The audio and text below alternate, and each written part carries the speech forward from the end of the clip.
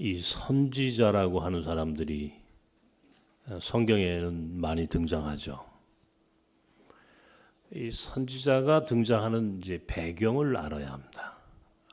선지자는 아무 때나 나오는 것이 아니고 하나님의 백성이 하나님의 뜻대로 살지 않고 하나님의 말씀과 하나님의 정의를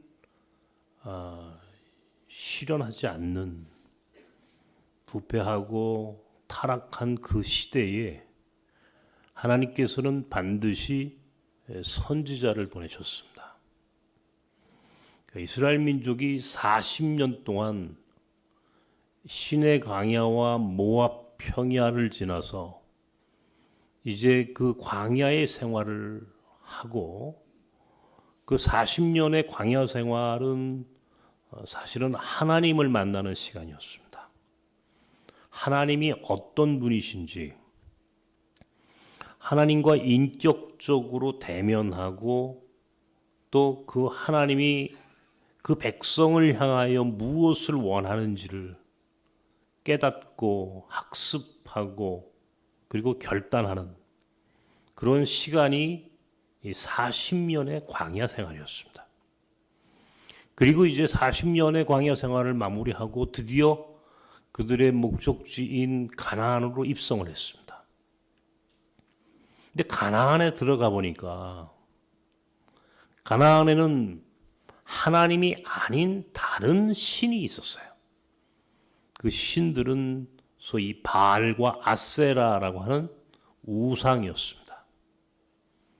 근데 이 바알과 아세라는 광야에서 만난 하나님과는 달리 이건 풍요의 신이에요. 번영의 신이에요. 번영의 신. 풍요와 번영. 우리가 얘기하는 소위 기복신앙이었어요. 기복신앙. 복받는 신앙.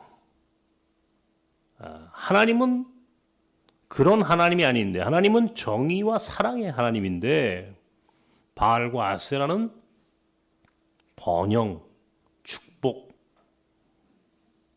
소위 세상 사람들이 원하는 그런 기복 신앙이었어요. 어떤 게 좋겠습니까? 사람들이 원하는 것은 여러분도 어떤 측면에서는 신앙생활하는 이유 중에 하나가 내가 복 받는다 하니까 교회 오는 분들이 많아요. 내 가정, 내 자녀가 복 받는다 하니까 신앙생활 하는 분들이 있어요. 근데 하나님은 물론 우리에게 복을 주시는 하나님인 것은 맞지만 그러나 그것이 목적은 아니에요.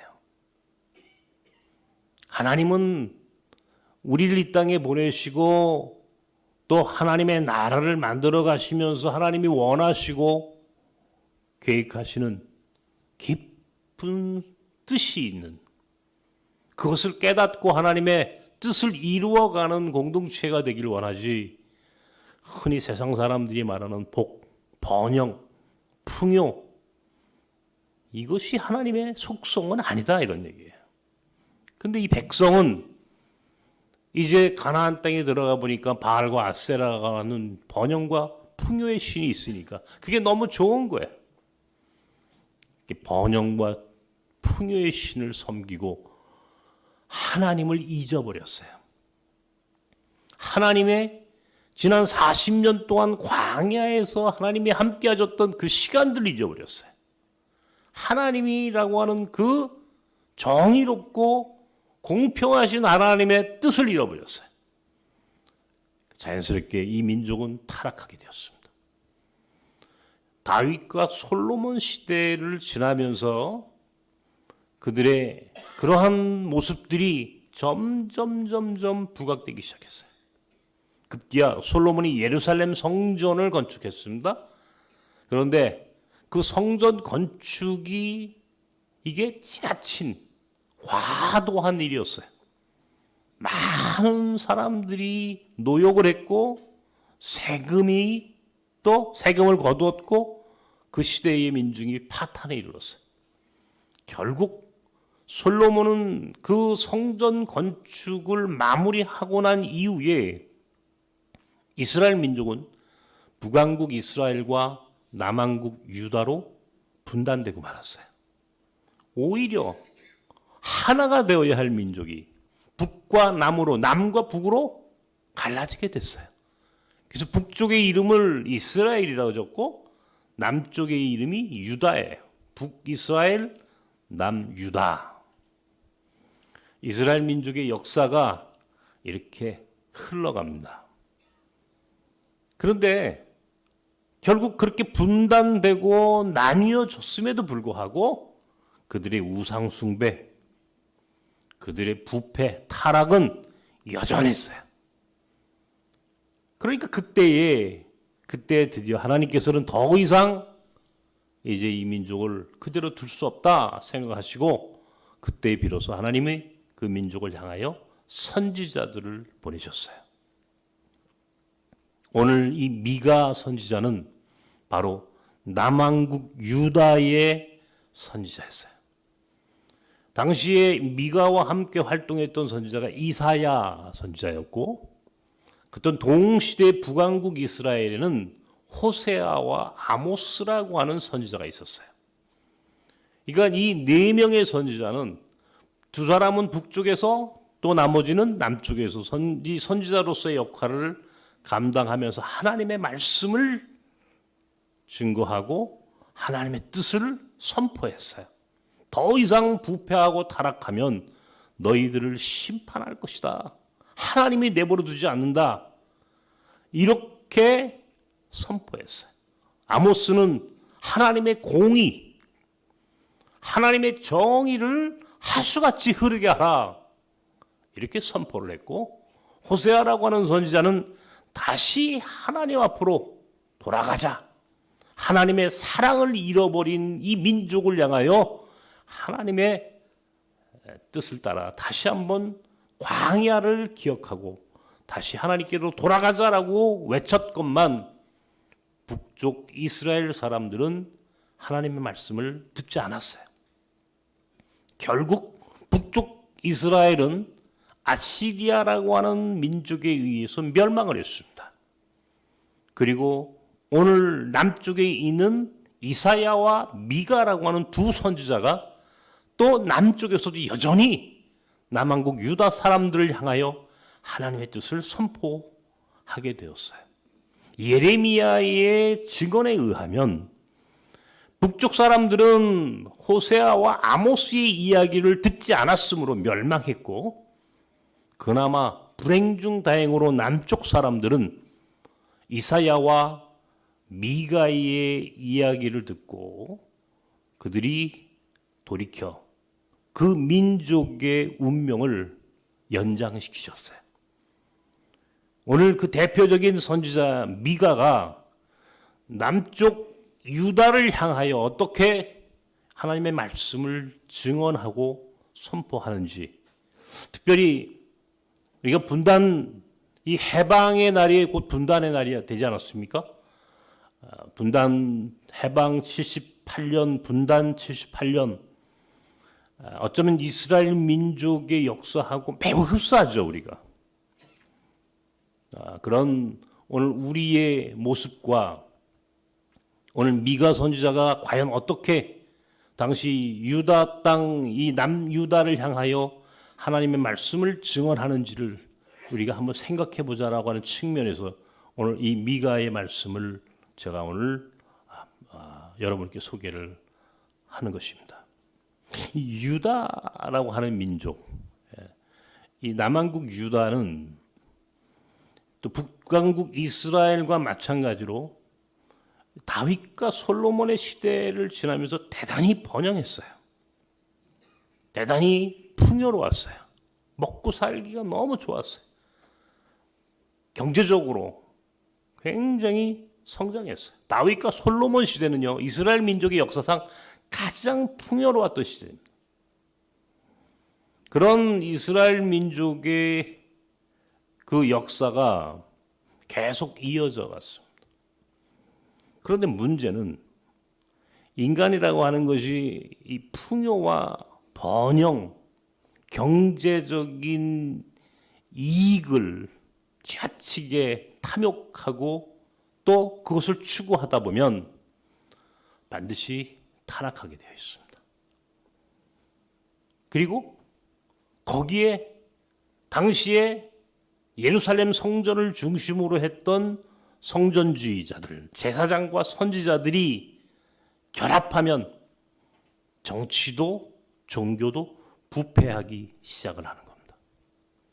그 당시의 상황을 미가는 오늘 미가 3장 9절부터 오늘 이렇게 기록해 놨습니다.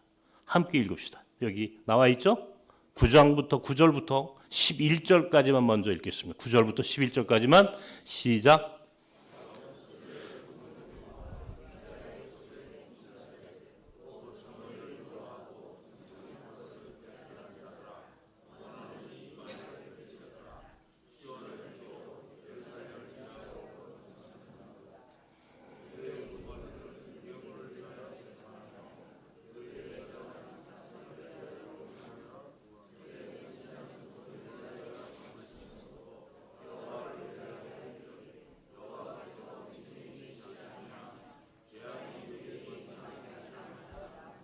예, 여기까지만 읽겠습니다. 그 당시 미가가 바라본 유다의 모습이었어요. 미가의 눈에는 당시 유다라고 하는 국가의 모습이 오늘 성경에 있는 3장 9절부터 11절 사이의 말씀이었다는 겁니다. 미가가 본 유다, 미가가 본 당시 이스라엘 민족의 모습이 이와 같았어요. 시온과 예루살렘은 피로. 그리고 뭐라고 그랬죠? 예루살렘은 뭐로 지었다고요? 안 나옵니까 여기? 이스라엘과 시온이라고 하는 가장 중요한 성읍이 하나님의 뜻 가운데 하나님이 원하시는 모습으로 세워졌지 않다. 그리고 오늘 미가가 말하기를 우두머리들은 뇌물을 위하여 재판하고 제사장들은 삭을 위하여 교훈하고 선지자들은 돈을 위하여 뭘 한다고요? 점을 쳐줬단 말이에요. 그러면서도 그렇게 우두머리들과 제사장들과 선지자들이 그렇게 타락하고 부패하면서도 하나님이 우리와 함께 하시지 않겠느냐 그랬다는 거예요. 이렇게 이야기했다는 거예요. 그러면서도 하나님이 우리와 함께 계셔 라고 이야기했다는 거예요. 하나님이 어떤 분이신데 자기들은 그렇게 이야기를 했다는 겁니다. 미가가 보기에 이건 어처구니 없는 현실이었어요. 여러분이 볼 때 오늘 이 말씀을 잘 한번 우리의 현실과 한번 대입시켜 보십시오. 우리 우두머리들은 통치자들을 얘기하는 거예요. 정치인들을 말하는 거예요. 그 당시는 이게 모든 것들이 우두머리들, 통치자들이 재판도 하고 정치도 하고 이렇게 하였기 때문에 정치인들은 자신들이 돈을 이익을 위해 뇌물을 위하여 재판했다. 자신들의 이익을 위하여 자기들이 가지고 있는 권력을 사적 이익을 위하여 마음대로 사용했다는 겁니다. 사적 이익을 위하여 권력을 사적으로 사용했다는 거예요. 제사장들은 삭을 위하여, 삭이라는 게 뭐예요? 월급쟁이를 얘기하는 거죠. 그죠? 그러니까 예수님은 삭군 그래요. 삭군. 삭을 위하여 교훈을 했다? 삭을 위하여 설교를 했다 이런 말이에요. 선지자들은 돈 때문에 점을 쳐줬단 말이에요. 점을 쳐줬어요. 우상 숭배를 말하는 겁니다. 하지 말라는 것들만 골고루 하고 있는 거예요. 그러면서도 하나님이 우리와 함께 하시지 않겠느냐. 하나님이 우리와 함께 한다라고 그들은 믿고 있었다는 겁니다. 오늘 우리의 모습과 너무나 흡사해요.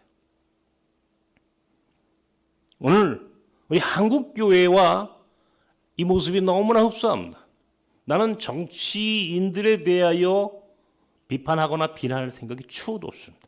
어차피 그것은 내 관심사도 아니고 우리가 거기에 대해서 판단하고 그것들로 다시 그런 문제들 갖고 이야기하고 싶은 생각은 추호도 없어요.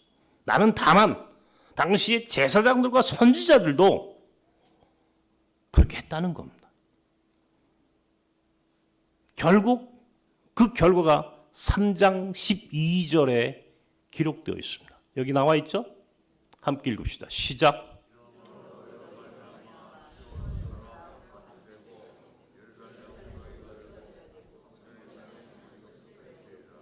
시온은 어떻게 됐다고요?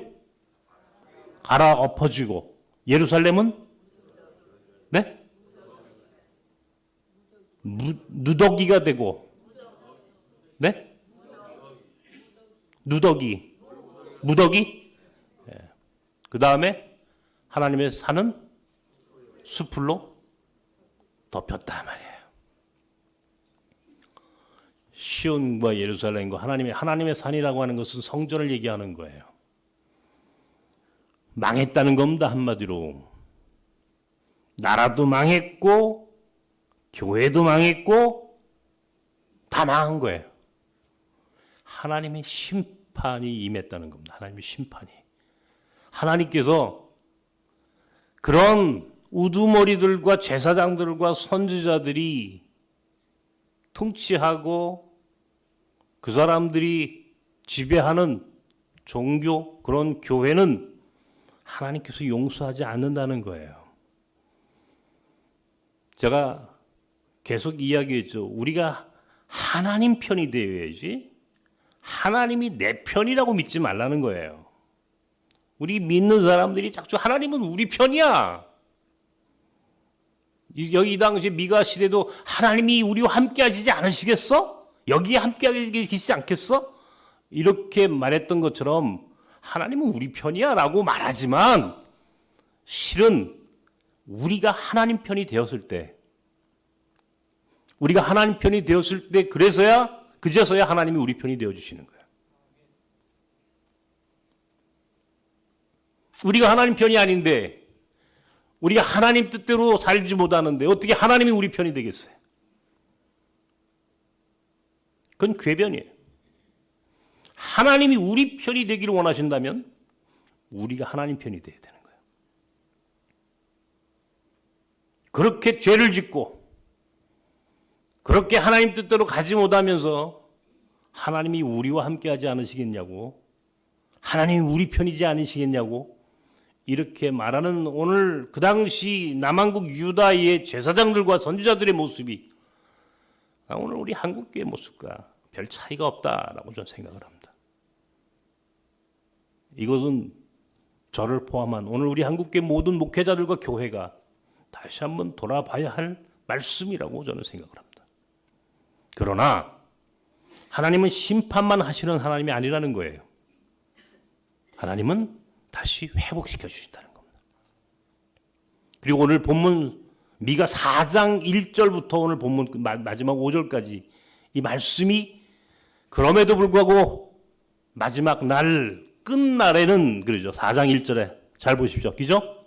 끝날에는 마지막 날에는 끝에는 결국은 그럼에도 불구하고 하나님의 은혜는 하나님의 사랑은 하나님의 긍휼은 여전히 우리 가운데 있게 된다는 겁니다. 다시 회복시켜 주시고 다시 하나님이 세워주신다라고 하는 말씀을 오늘 미가는 이야기하고 있는 겁니다.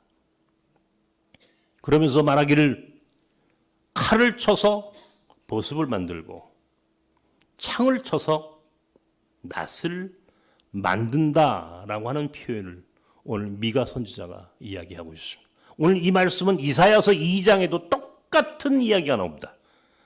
칼을 쳐서 보습이라고 하는 것은 나는 본 적은 없습니다만은 이게 무슨 쟁기 같은 거라고 그래요. 농기구라고 그래요. 칼을 쳐서 보습을 만들고 창을 쳐서 낫을 만들자. 그리고 전쟁 놀이를 하지 말자. 더 이상 전쟁과 그런 일들로 인해서 다시 그 백성이 피폐해지고 그것들로 인해서 절망하는 날이 오지 않을 것이다 라고 하나님께서 미가 선지자를 통하여 오늘 이렇게 말씀하고 계십니다. 우리 민족이 해방이 되고 곧 분단이 되고 그리고 한국 전쟁으로 그 엄청난 고통을 당했고 그리고 그 분단의 고통이 지금까지도 계속 이어져 오고 있습니다. 어떻습니까, 여러분? 이제 우리도 칼을 쳐서 보습을 만들고 창을 쳐서 낫을 만들어야 하는 시대에 왔다라고 저는 생각을 합니다.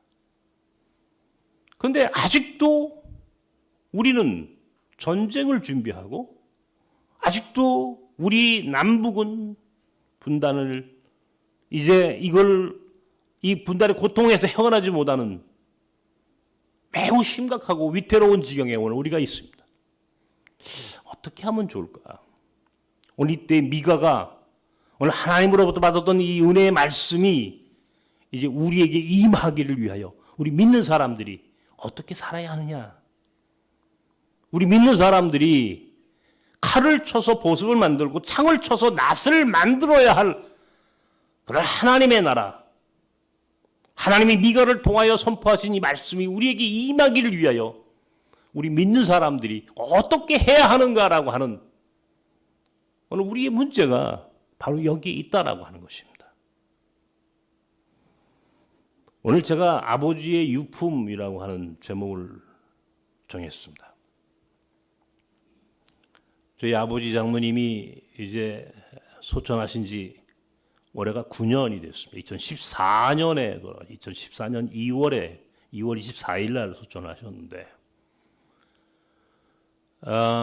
저희 그 아버님 장모님을 기억하는 분들도 계실 거고 또 뭐 이제 그 이후에 오신 분들은 잘 모르시겠지만 제게는 참 그 아버지와 아들의 관계이기도 했지만 사실은 제 인생에 아주 굉장히 중요한 멘토이셨습니다.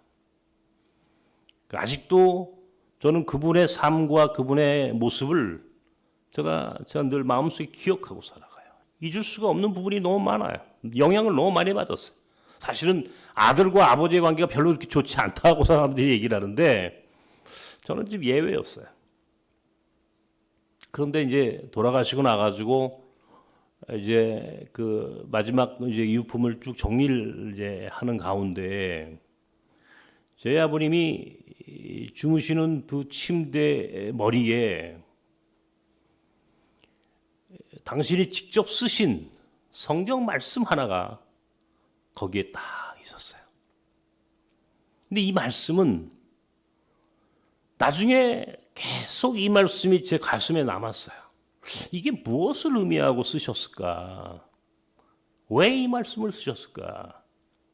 근데 나중에 제가 깨달은 것은 그것은 아버님이 아마 내게 마지막으로 유훈으로 남기고 싶은 말씀이었다라고 하는 생각을 하게 되었습니다.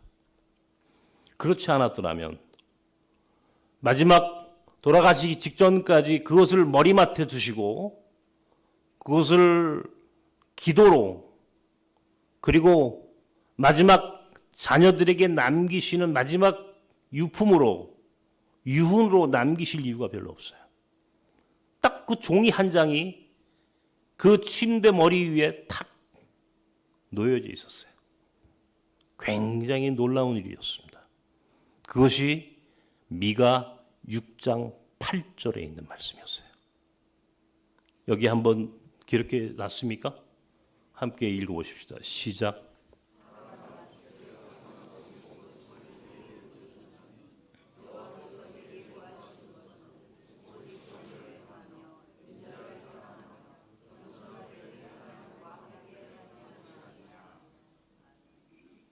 이 말씀이었어요.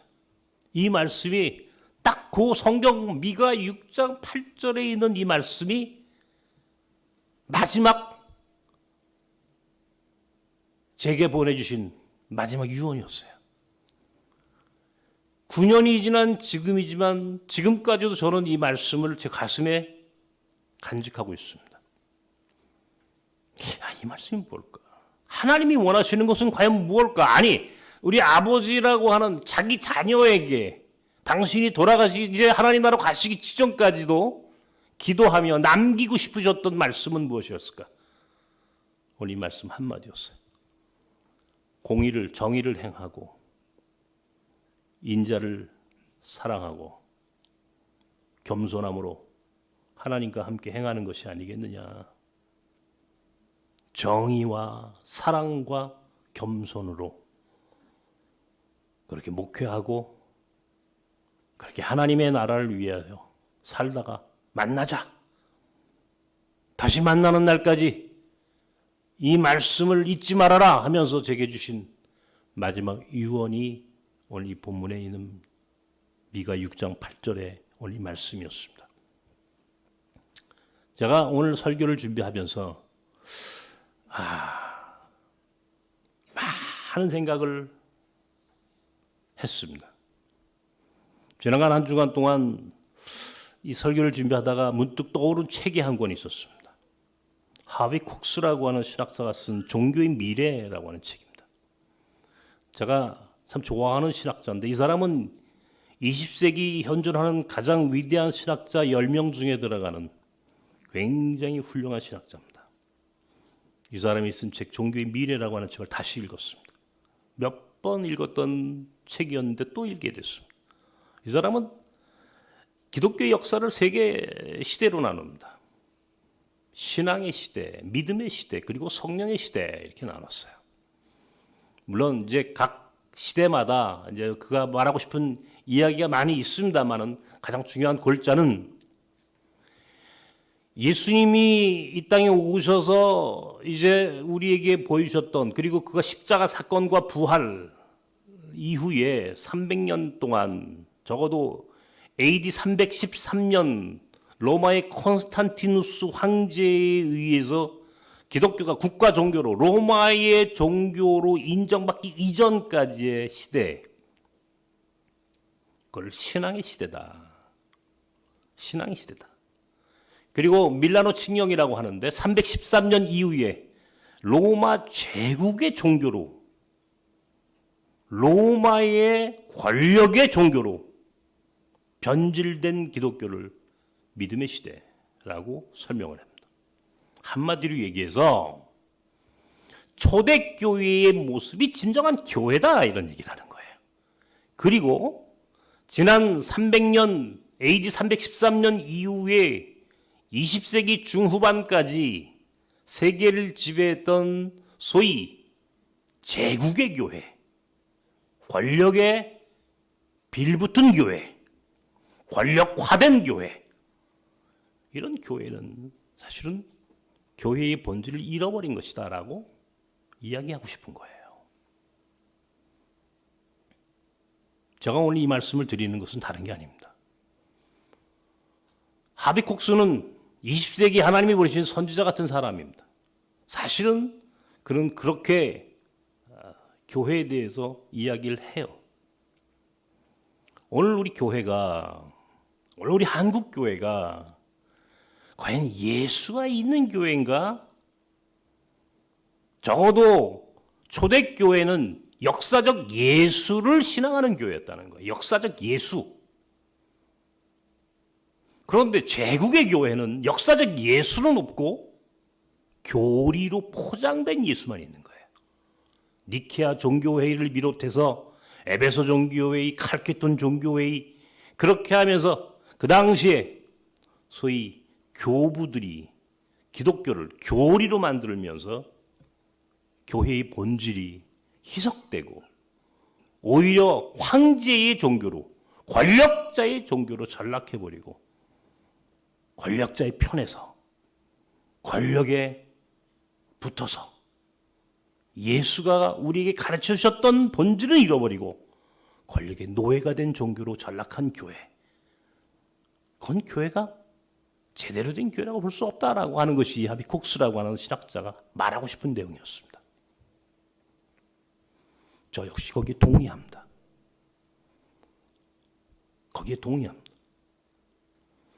우리가 회복해야 할 교회의 모습, 그것은 하나님이 광야 40년 동안 이 히브리 백성들, 히브리 노예들과 함께 하셨던 그 하나님의 정의, 하나님의 본질이 실현되는 그런 공동체가, 이것이 하나님의 나라예요.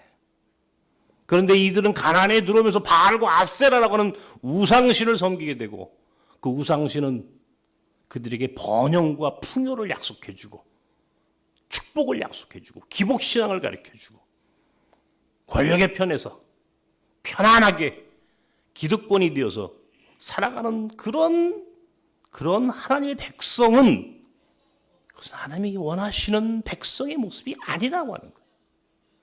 하나님이 원하시는 백성, 하나님이 기뻐하시는 하나님 나라의 백성은 광야에 하나님을 믿는 백성이에요. 가나안의 바알과 아세라 우상신을 섬기는 백성이 아니라는 거예요.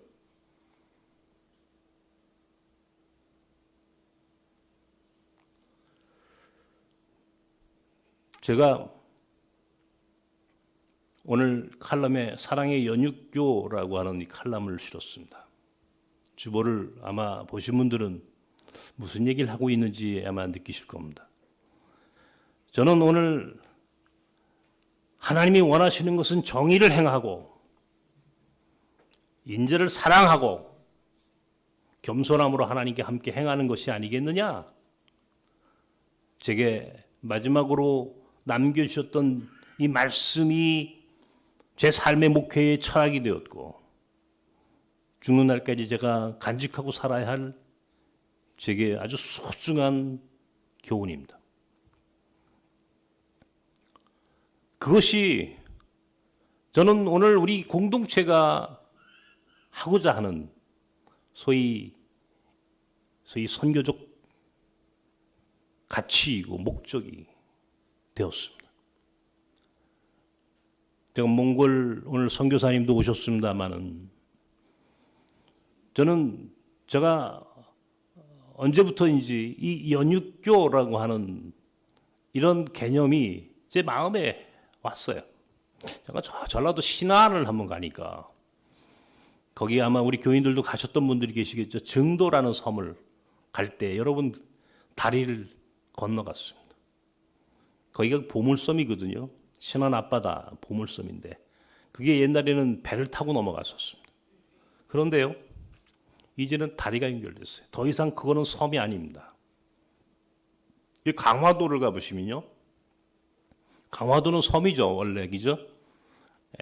고려시대 때 소위 삼별초가 시작되었던 곳이기도 하고, 거기가 그 당시 원나라 몽골 제국이 들어왔을 때 그쪽으로 모든 이 왕들과 이제 그 당시에 지배 권력들이 다 강화도로 피신했다. 왜? 몽골 사람들은 배를 타가지고 섬까지 오는 그런 전쟁을 해본 적이 없거든요.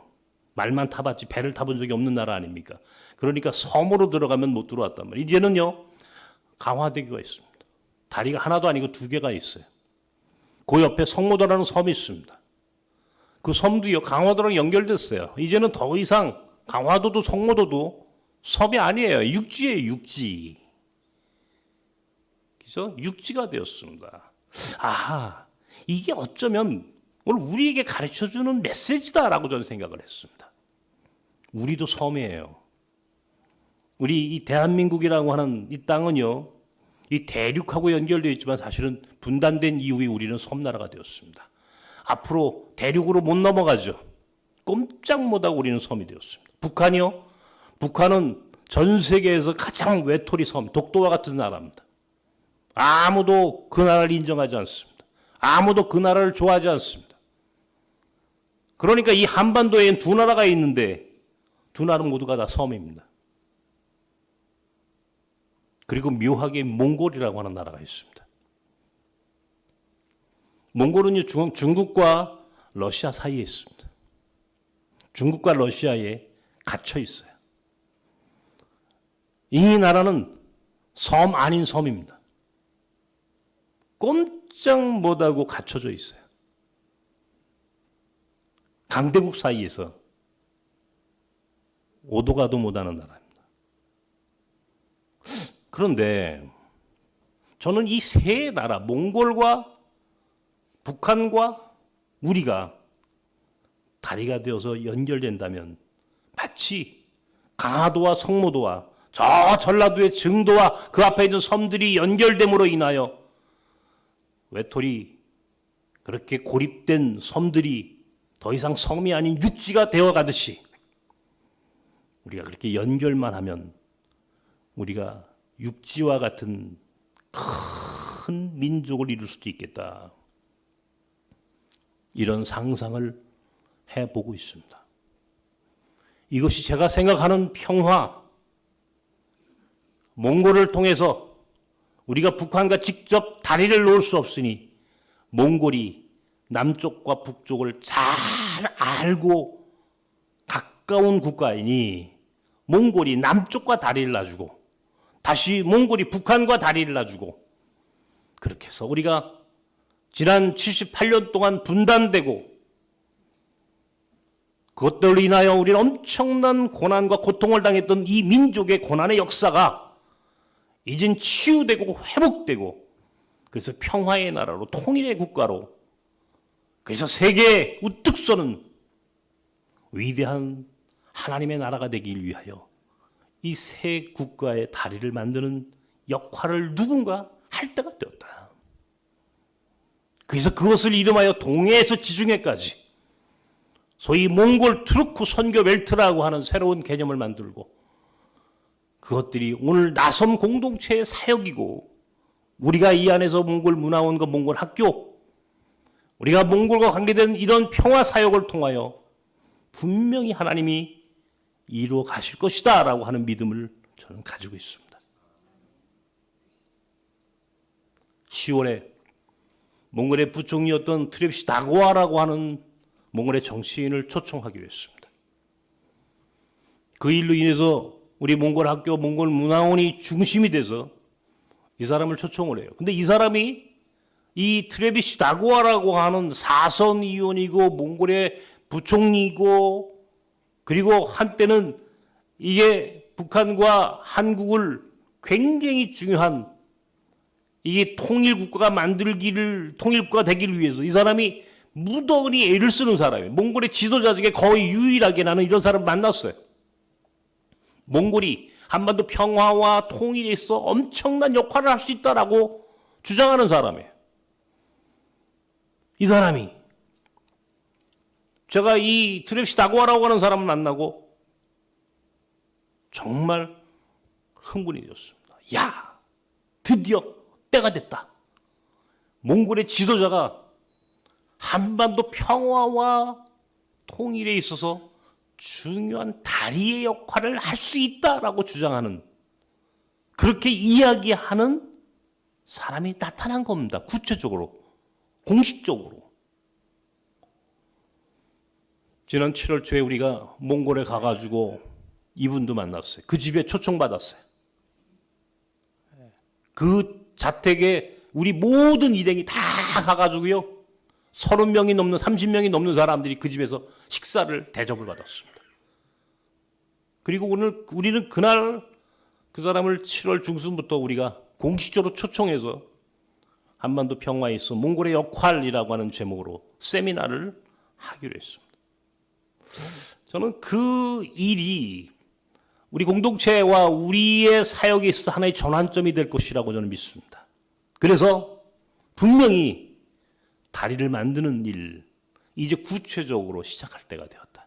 지금까지 우리는 조금씩 그 공사, 인프라 공사를 하기 시작했어요. 우리 몽골 학교가 그 중심이었어요. 아이들을 키워서 보냈습니다. 그 부모들과 연결했습니다. 몽골의 정치인들, 몽골의 다양한 사람들과 만났고 우리는 그들과 네트워크를 만들어 왔어요. 지난 20년이 넘는 긴 세월 동안 우리는 그렇게 일을 해왔습니다. 그리고 이제 구체적으로 다리를 만드는 일을 시작하려고 합니다. 그것이 바로 하나님의 정의요, 사랑이요, 하나님과 함께 행하는 오늘 우리의 사역임을 믿기 때문에 그렇습니다. 미가가 오늘 유다 왕국을, 유다라고 하는 국가를, 남왕국 유다를 향하여 이야기하는 이 말씀, 하나님이 이 민족이, 유다라고 하는 국가가 얼마나 죄악하고 죄를 짓고 부패하고 타락했는지, 그럼에도 불구하고 하나님이 다시 회복시키셔서 칼을 쳐서 보석을 만들고 창을 쳐서 낫을 만들어 하나님이 더 이상 이 땅에 군대 연습, 전쟁 놀이를 하지 않게 하시겠다라고 하는 이 약속이, 그 약속이 미가에 의하여 선포되었던 이 말씀이 오늘 우리에게 구체적으로 이루어지는 역사를, 우리가 이제는 그 일을 위하여 부르심받은 공동체요, 그 일을 위하여 우리가 정의를 행하고 인자를 사랑하고 겸손함으로 하나님과 함께 행하는 것이 아니겠느냐, 하나님이 기뻐하시는 것이 이런 것이 아니겠느냐라고 하는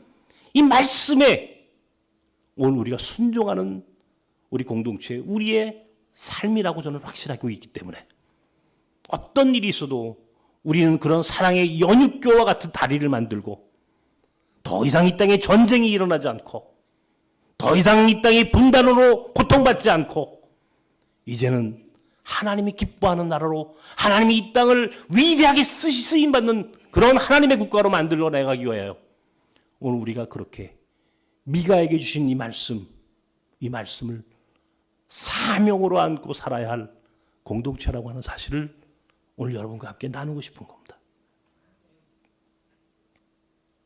우리에게 주어진 사명이 이런 사명입니다.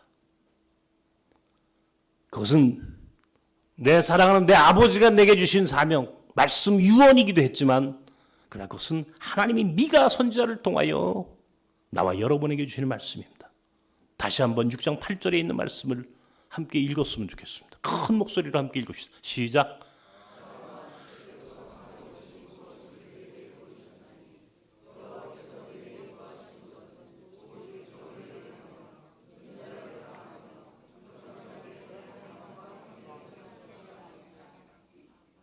이 말씀이 여러분에게도 깊이 남아 이 말씀을 실천하고 살아가는 여러분 모두가 되길 주님의 이름으로 축원합니다. 기도합시다.